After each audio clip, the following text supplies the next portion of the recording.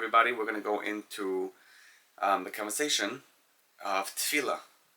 And we're going to continue. After Tefillin, we go into the bracha of Asher Kedishanu B'Mitzvah V'Tzivanu Al Netilas Yadayim. So before we get into that, I just want to give you a quick idea of the idea called Hachana LeMitzvah, the preparation to a mitzvah. So the Gemara says Hachana LeMitzvah, the preparation is greater than the mitzvah itself, and that's when you see that the preparing of building the sukkah. You go and you spend a couple of hours just preparing the thoughts that a person has while he's just working and going through the grind of doing that thing. There are a whole bunch of thoughts that goes on in a person's mind. Let's say you're working, you're just at work sitting at your desk, or you're going out, you're a salesman, you're driving, or you're talking, you're going around and you're just doing whatever work you gotta do. While you're doing it, there are many thoughts that go through your mind, and those thoughts are basically considered irrelevant, because we're not really thinking unless we have a good idea and we call someone and act upon it. Otherwise, it's just a whole bunch of thoughts, of memories and ideas. Sometimes those ideas are fruitful, so they're not irrelevant.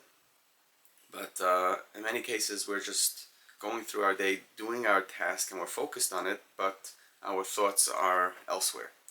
But when we do a mitzvah, when we prepare ourselves for a mitzvah, the point is to have the kavanah, to have the meaning while doing it as well. So the building of the mitzvah, preparing the sukkah for later, that as well has a whole bunch of meaning that we should put into it.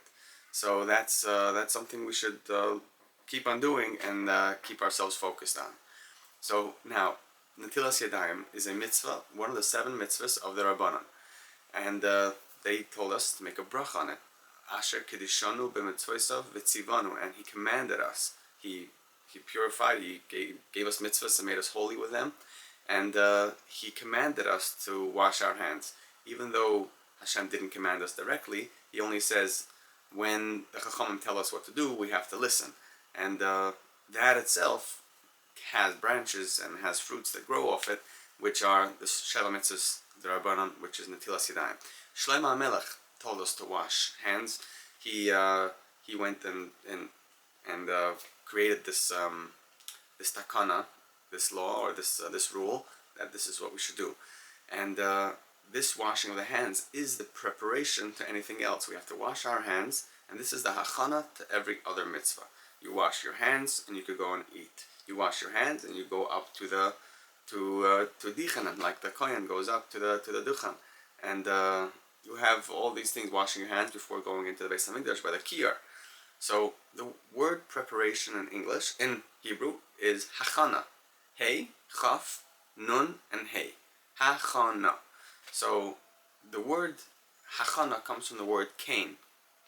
Ken, right? Ken and lo. Ken means yes. Ken is the I am ready. Ken means preparation. Yes, it means I'm here. And just to add a little point to it, we see the kiyar in the Beis Hamikdash, where the Kehanim washed their hands and feet at, that sat on a pedestal, and that pedestal was called kan, also kaf nun, because it prepared the water. It was there, and it would be sitting on the kan. Kiyar ve'es kanoi. And where else do we see this? We see the word duchan. The Kehanim go on to the duchan, and that's duchan. Also, the hachana, which we see as you combine all these together, you have this combination of all the kens, all the yeses, all the readiness, and that's what we do when we wash our hands. We make ourselves ready to go into this greater place and go ahead and do the mitzvahs of Hashem properly and with purity. Now, when we wash our hands, Netilas Yadayim, the Gemara speaks about how Shlomo HaMelech created this rule of washing our hands before eating truma, before doing mitzvahs. He says we have to wash our hands. So Rashi goes into that over there. I'm trying to remember where the Gemara is, but hopefully I'll remember to quote it maybe in an upcoming video. The Gemara says, Rashi explains over there that Shlomo HaMelech, he did a thing called, he made a thing called Aznayim LeTorah. Aznayim LeTorah, which means the ears to the Torah. by writing all those mashalim, by writing all these metaphors and analogies in his Svarim and Mishli and Koheles and Shir Hashirim, he gave us an understanding to the Torah. But Rashi doesn't say that Oznayim means an understanding. He says Oznayim is like the little handle outside of a teacup. So you have a cup with a little handle on the outside, and that looks like an ear because it's like round, and you stick your finger in and you pick it up. And by picking up just the little ear on the side, that's how you could drink the rest of the cup. So by picking up just the little part, you pick up the rest of the entire cup. So with a mushal, when we have an analogy, we're able to grab just the handle, pick it up, and everything else, the things that we don't understand, the things that are too heavy or that don't have a grip, they get picked up as we understand that. So with every mushal that anybody gives you, that mushal is just for you to understand something else. It's something that you should be able to understand, something deeper, something that you haven't been able to grasp. When you get a mushal, when you get an analogy that could explain that, once you understand the analogy, you'll understand the main point as well. And that's how he did it with all these metaphors and analogies that he put into his Svarim, that they became like the handles to the rest of the Torah. Once you understand this, you understand the rest. And he made that we should be washing our hands. Washing our hands has these cups and that have handles, but not always. But it's just a cute idea that we see that the Shlomo Melech himself came and added this, and the cup itself has oznayim. But when we look into it, there's a very deep meaning into washing our hands. It's not just the part that we cleanse ourselves and we clean under our nails and we make ourselves just ready to eat, which is just a physical thing that we should do either way, just because we want to be clean, and cleanliness and hygiene are very important. But then there's another part of washing our hands where we prepare ourselves to go into the work of Hashem. And in the preparation itself, we already say Asher Kedishanu v'Mitzvah Vitzivanu. We already say we are ready to go into this mitzvah because we want to go in holy, we want to go in pure, we want to know what we're doing, we want to appreciate the fact that we have this merit of serving Hashem in this beautiful way. So now, as we go into davening, we wake up in the morning and we go out into the world, and we want to go out to do the proper things. We wash our hands and we say Asher Kedishanu, and we say, Hashem, thank you for giving me my day, thank you for giving me my life, and thank you for giving me things to do. And I'm here right in the beginning of the day telling you I'm washing my hands because I want to be prepared for the rest of the day, so at any moment, if the mitzvah comes up, I should be able to jump and go ahead and do it. And by getting ourselves in that preparation mode, we're basically saying, even if there are things that I don't understand, even if there are things that seem out of reach, or even if there are mitzvahs that I don't really understand the meaning, I am prepared to do the will of Hashem. And that's what we do when we wash our hands. And that's why we call it Netilas Yadayim. Netila means I'm taking, yeah? Hu notel, he's taking.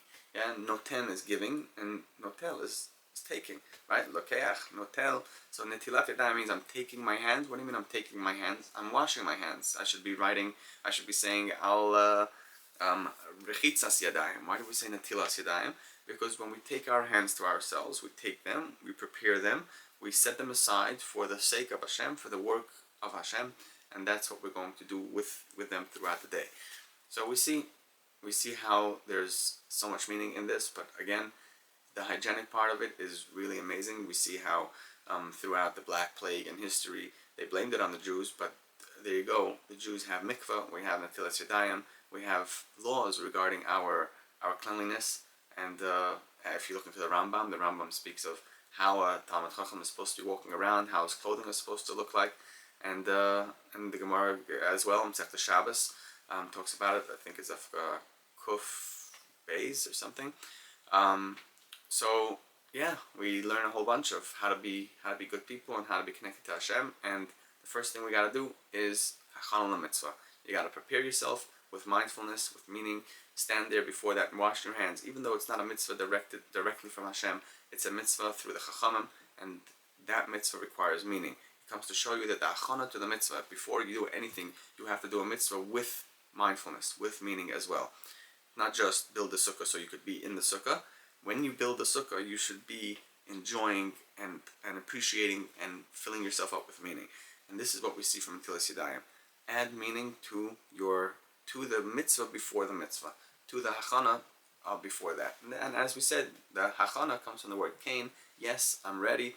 And we see it kir veskanoi, the duchan, and there are many more such examples to go around.